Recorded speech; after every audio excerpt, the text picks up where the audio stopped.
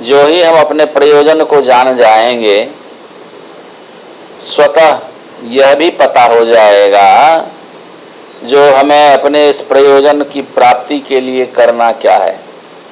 अर्थात स्वरूप ज्ञान होते ही कर्तव्य ज्ञान भी हो जाता है, कर्तव्य बोध भी संग संग हो जाता है।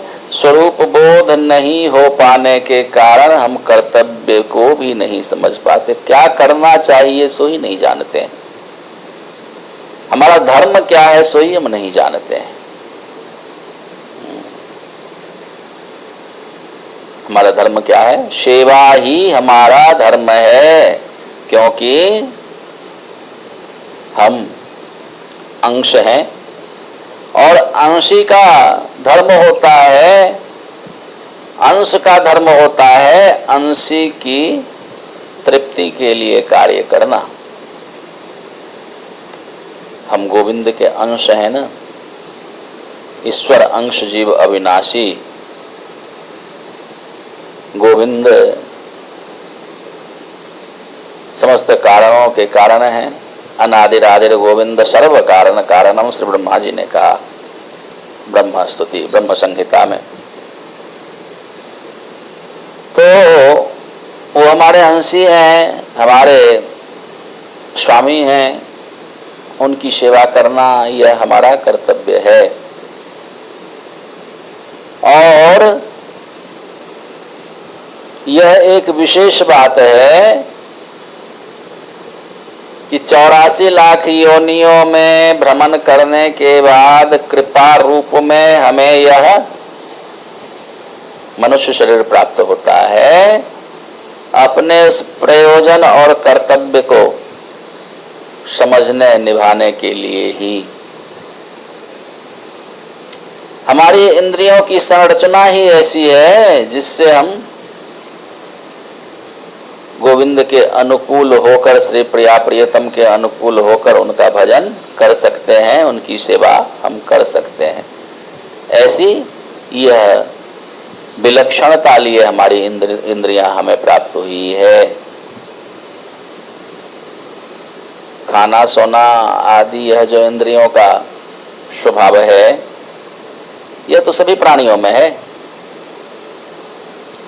पशु पक्षी कीड़े मकोड़े जानवर जो भी सब में है ये, उनके भी कान हैं, उनके भी पैर हैं, उनकी भी नाक है, उनकी भी त्वचा है, उनके भी मुंह है, उनकी भी आंखें हैं। और उन इंद्रियों का जो स्वभाव है अपने अपने विषयों के प्रति आकर्षित होना, सो तो वो पशु जानवर भी होते हैं उसके प्रति आकर्षित। उन जानवरों में और हम मनुष्यों में यही तो भेद है। हमारी इंद्रियों में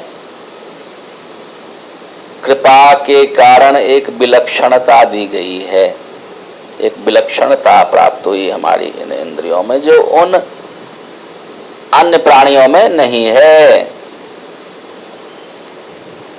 आंख से देखना तो भी करते हैं, हम भी देखना करते हैं, किंतु गोविंद दर्शन का लाभ लेने की यह विलक्षणता, दर्शन करके श्री प्रिया प्रियतम के मधुर रूप का दर्शन करके उसके प्रति आकर्षित होना, उससे परम आनंद प्राप्त करना, इन दृश्येंद्रियों के द्वारा यह हम मनुष्य ही कर सकते हैं। अन्य प्राणियों को खड़ा कर दें, कोई सुख दुख नहीं, ठाकुर जी के निकट खड़े कर दें उन्हें मंदिर में ला करके सामने, कोई उसके ऊपर कोई प्रतिक्रिया नहीं, कोई प्रभाव नहीं। हमारे अंदर यह एक प्रतिक्रिया आती है, एक प्रभाव आता है। इस दृश्येंद्रिय के द्वारा हृदय में एक परमानंद पूर्णानंद का अनुभव होता है। दर्शन करने से हृदय सुखी होता है, यह विलक्षणता है। उनके भी कान हैं, हमारे भी कान हैं, किंतु दोनों के ही कान में यह एक विलक्षणता का भेद है। शब्द सुनने के लिए ही तो कान है ना, श्रवणेंद्रिय है, सुनना ही इसका काम है, किंतु यह हमारा जो कान है वो भगवत लीला कथामृत पान कर सकता है, भगवत लीला कथामृत के द्वारा आत्मा को तृप्ति पहुंचा सकता है, श्रवण करके सुखी हो सकता है। और प्राणियों में कान होते हुए भी यह गुण नहीं है, वो भगवत अर्पित नहीं कर सकता अपनी इंद्रियों को। उनकी जिह्वा भगवत नाम गुण गाथा का गान नहीं कर सकती है। रसनेंद्रिय है, स्वाद की जहां तक बात है, या उन इंद्रियों की क्षमता की जहां तक बात है, यह तो उनके लक्षणों को देखकर हम अनुमान कर लें, जान लें, या जो इन प्राणियों के वैज्ञानिक हैं, जीव विज्ञानी जो हैं, वो बताते हैं, उनको पता है, अनुभव है, उन्होंने अनुसंधान किया है। भोगने की क्षमता, इंद्रियां जो भोगती है अपने अपने विषय को, वो हम मनुष्यों से कई गुना अधिक इन प्राणियों में है। चाहे वो सूंघने की हो, चाहे स्वाद लेने की हो, चाहे देखने की हो, चाहे अन्य अन्य इंद्रियों के जिसके जो भी विषय हैं, उन विषयों के प्रति उनकी इंद्रियां हमसे अधिक संवेदनशील है, हमसे अधिक अपने विषयों को ग्रहण करने में सक्षम होती है अन्य प्राणियों की इंद्रियां।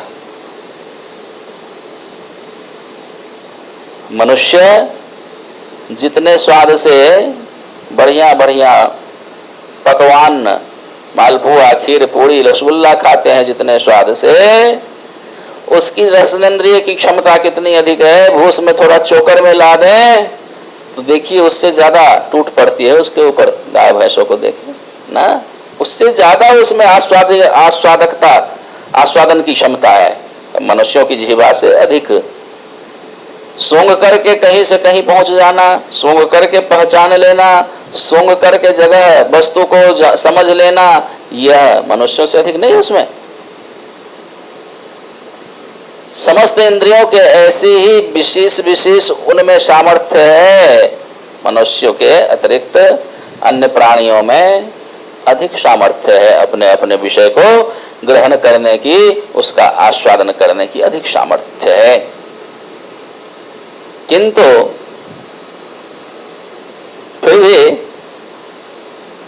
यह जो एक विशेष गुण हम मानवों को प्रदान किया गया है भगवान की ओर से कृपा के रूप में, कि हम अपनी इंद्रियों के द्वारा विषयों के सुख भले ही उन प्राणियों से अधिक नहीं ले सकते, किंतु परमतम विषय जो हमारे श्री प्रिया प्रियतम हैं, प्यारे श्याम सुंदर हैं, उस परमतम विषय का आस्वादन हम अपनी इन इंद्रियों से ही कर सकते हैं, वो अपने इंद्रियों से नहीं कर सकते। कर सकते हैं? हमारी एक एक इंद्रियां भगवत अर्पित होने के लिए योग्यता धारण की हुई है। अपने पैरों से चल करके हम श्री प्रिया प्रियतम का दर्शन करने मंदिर में, धाम में जा सकते हैं। जहाँ कथा कीर्तन हो रहा हो वहाँ हम चलकर जा सकते हैं।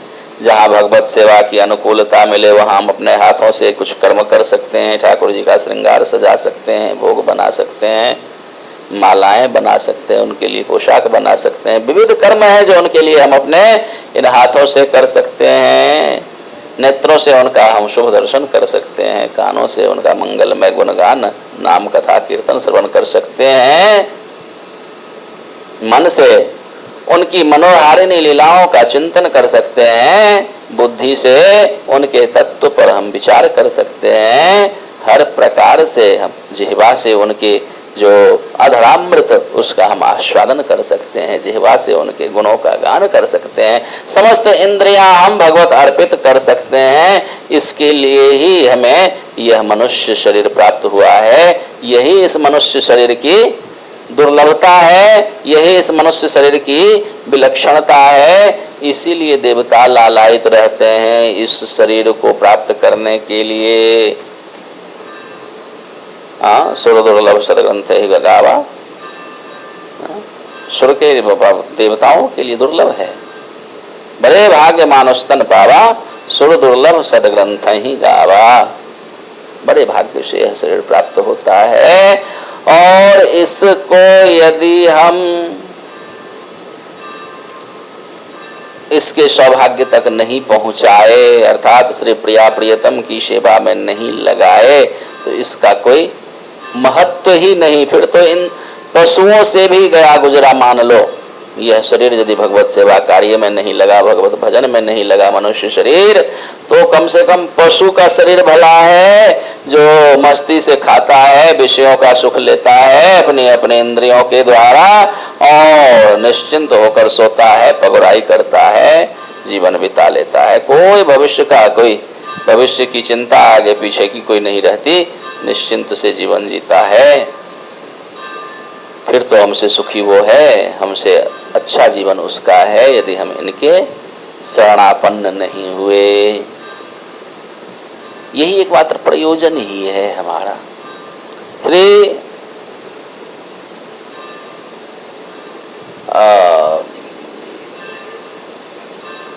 नरोत्तम दास ठाकुर महाशय, उन्होंने प्रेम भक्ति चंद्रिका जो सिद्धांत सार संग्रह स्वरूप है, साधकों के साधन से लेकर के सिद्धि पर्यंत का संपूर्ण रास्ता उसमें बता दिया है इन्होंने।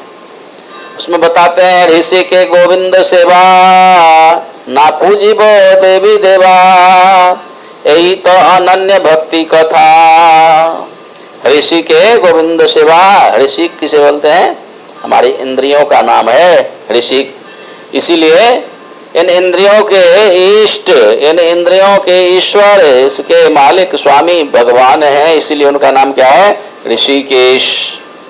ऋषिकेश कहते हैं ना, इसीलिए हमारी इंद्रियों के वो स्वामी हैं, इंद्रियों के मालिक हैं, इंद्रियों के नियंता हैं। यह इंद्रियां उनकी दासी है, उनकी सेवा में लगना इसका कर्तव्य है, इसका धर्म है।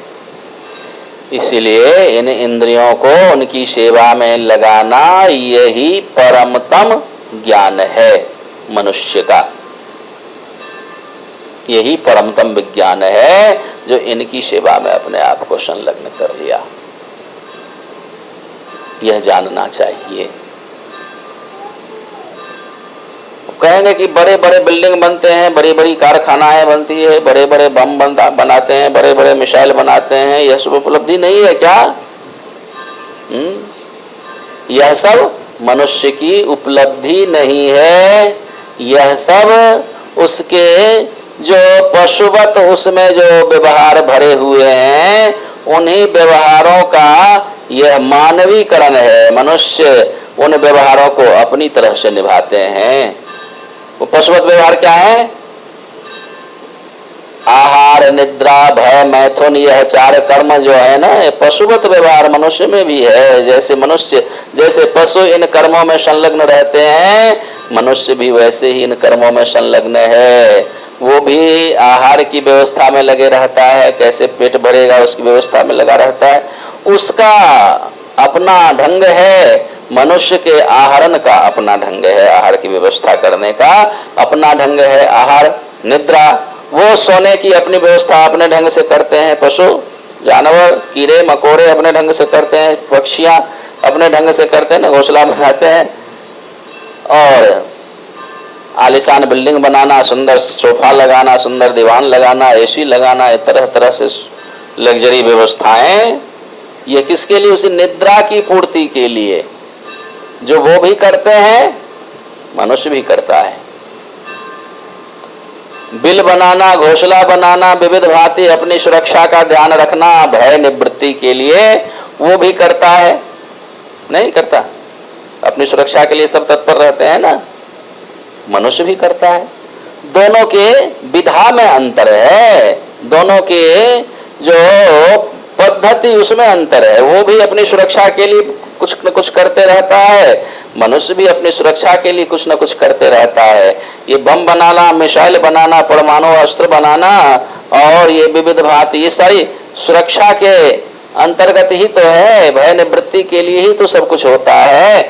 जो कार्य वो भी करते हैं अपने ढंग से, हम आप करते हैं अपने ढंग से, कार्य वही करते हैं। अर्थात यह आहार, निद्रा, भय, मैथुन, यह 4 कार्य जैसा वो करते वैसा मनुष्य करता है। आहार, निद्रा, भय, मैथुनंच समान में तत् पशुभिः नराणाम, पशु और मनुष्य में ये समानता है। असमानता है तो बस यही है कि हम अपनी इन इंद्रियों को पशुओं की तरह इनके विषयों में ही भोगने के लिए न जोड़े रखें।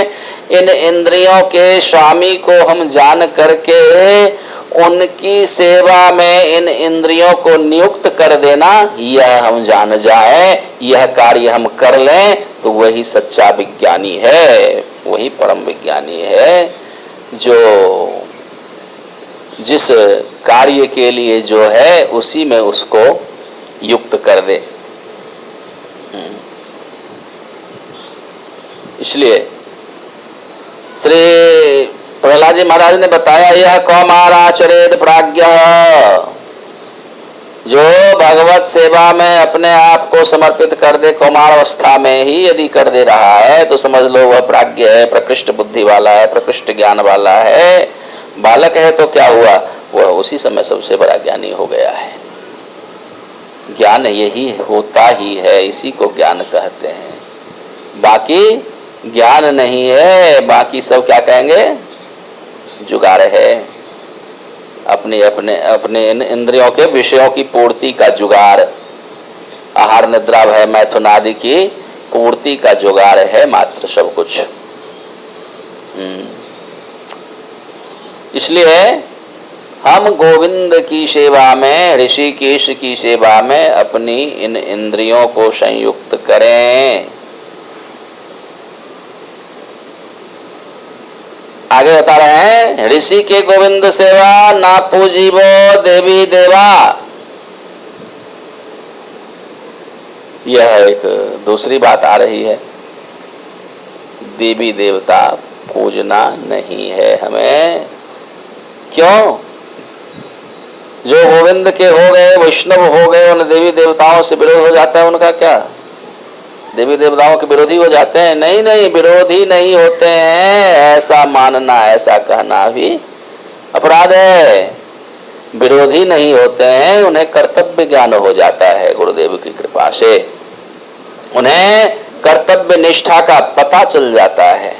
जैसे कोई पदासीन व्यक्ति जिस किसी पद पर वह आसीन होता है, उस समय उसे संविधान के द्वारा कर्तव्य निष्ठा की शपथ दिलाई जाती है, दिलाई जाती ना। अभी मंत्रिमंडल का गठन हुआ, कर्तव्य निष्ठा की सब शपथ लिए ना।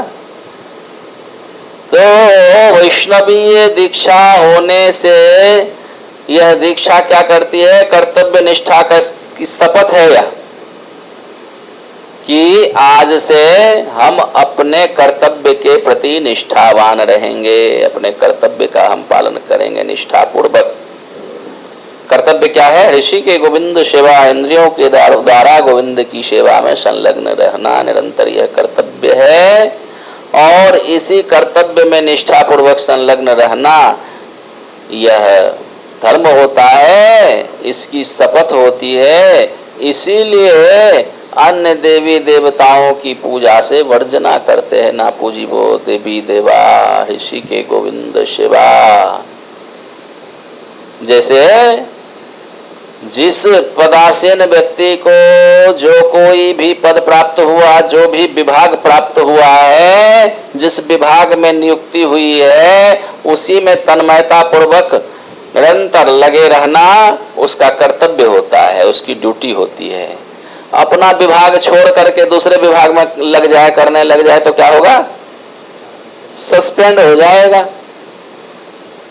जिस विभाग के लिए वह शपथ लिया कर्तव्य निष्ठा का, अपने उस कर्तव्य से हट करके दूसरा कर्म करने लग जाए, भले सरकार के लिए काम कर रहा हो, सरकारी कर्मचारी है, सरकार के लिए काम कर रहा हो, किंतु अपना विभाग छोड़ करके दूसरे विभाग में चला जाए, खदान विभाग वाला सिंचाई विभाग में काम करने लग जाए, तो उसको क्या होगा? सरकार पुरस्कृत करेगी, उसको वेतन भत्ता मिलेगा, उसको सुविधाएं मिलेगी, उसको नहीं मिलेगी, ऊपर से दंड मिलेगा अपने कर्तव्य पथ से हटने के कारण।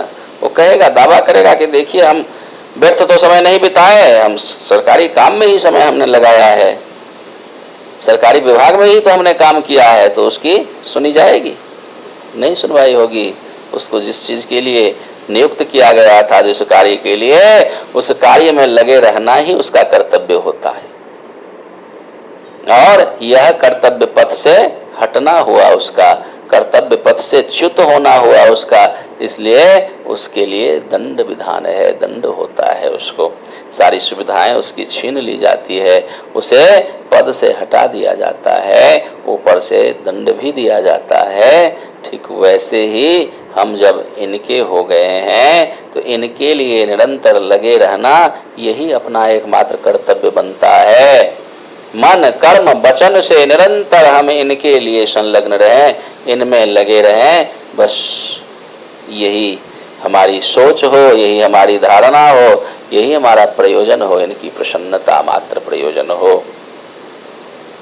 ना काहू से दोस्ती, ना काहू से बैर, किसी की पूजा करने नहीं जाना होगा, किसी की दोष देखने नहीं जाना, किसी की प्रशंसा करने नहीं जाना, किसी की निंदा करने नहीं जाना, अपने कार्य में लगे रहना, यही कर्तव्य हो जाता है। इसीलिए उस दृष्टि से, उस भाव से ही यहाँ इन्होंने कहा है, ऋषि की गोविंद सेवा ना पूजिवे देवी देवा, यही तो अनन्य भक्ति कथा, अनन्य भक्ति की बात हुई है, जहाँ अन्य और कुछ न हो, अपने प्राणधन प्रियतम परमाराध्य अपने इष्ट के अतिरिक्त और कुछ बचे ही नहीं, क्योंकि हम प्रेम की उपासना कर रहे हैं, प्रेम प्राप्ति हमारा प्रयोजन है, और प्रेम तब ही आ सकता है जब अनन्यता आए, अनन्यता के मार्ग से ही प्रेम का आगमन होता है। प्रेम गली अति साकरी जामे दो न समाए, यदि दो हो गया ना तो वहाँ प्रेम आता ही नहीं है। इस अनन्यता के द्वारा हम प्रेम का मार्ग प्रशस्त करेंगे तो फिर प्रेम स्वतः हमारे तक आ जाएगा, हम प्रेम तक पहुँच जाएंगे। प्रेम ही प्रयोजन है, प्रेम ही उपासना है, प्रेम पुरुषोत्तम सचिनंदन श्री गौर सुंदर ही हमारे सर्वस्व हैं। उनकी इच्छा पूर्ति, उनकी अभिष्ट पूर्ति में सतत संलग्न रहना, यही तो अपना प्रयोजन है। इसीलिए इस भांति सिद्धांत निर्धारण हमारे आचार्यजन कर रहे हैं।